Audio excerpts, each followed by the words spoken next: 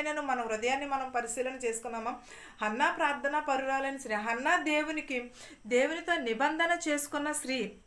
దేవునితో నిబంధన చేసుకున్న స్త్రీ. మనం కూడా దేవునితో ఎన్నో నిబంధనలు చేసుకుంటాం, ఎన్నో చేస్తాం. దేవుడా నాకు గర్భఫలము నీవు, నాకు లేకపోతే నాకు మగబిడ్డను ప్రసాదించు, నాకు ఆడపిల్లను ప్రసాదించు, నేను నీ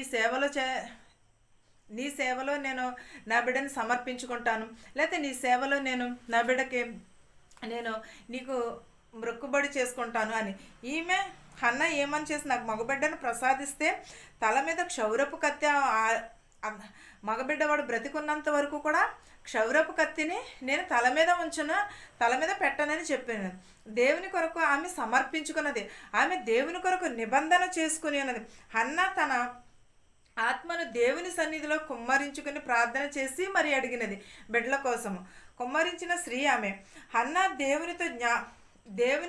దేవునిని జ్ఞాపకమును ఉన్న స్త్రీ ఆమె.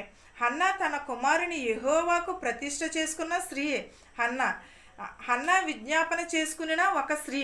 హన్నా అంత భయభక్తులు, అంత నిబంధన చేసుకున్న స్త్రీ అని హన్నాయే కాదు, మనము కూడా అలాగనే ఉండాలి కదా. హన్నా దేవునితో కొనియాడబడిన స్త్రీ. మనం కూడా దేవునితో కొనియాడబడాలి, దేవునితో మనము నిబంధన చేసుకోవాలి, దేవునితో మనము ఒక ప్రణాళికను కలిగి ఉండాలి. దేవుడు విస్తారంగా ప్రేమిస్తాడు, ఆయన మనలను ప్రేమిస్తాడు, దేవుడు నిజముగా ప్రేమిస్తాడు. కానీ మనం ఏం చేస్తున్నాము? దేవునిని మనము విసర్జించుకుంటున్నాము. అలా కాదు, దేవుడు విస్తారంగా ప్రేమిస్తే మనలను అనేకమైన పరిస్థితుల నుండి దేవుడు తప్పిస్తాడు.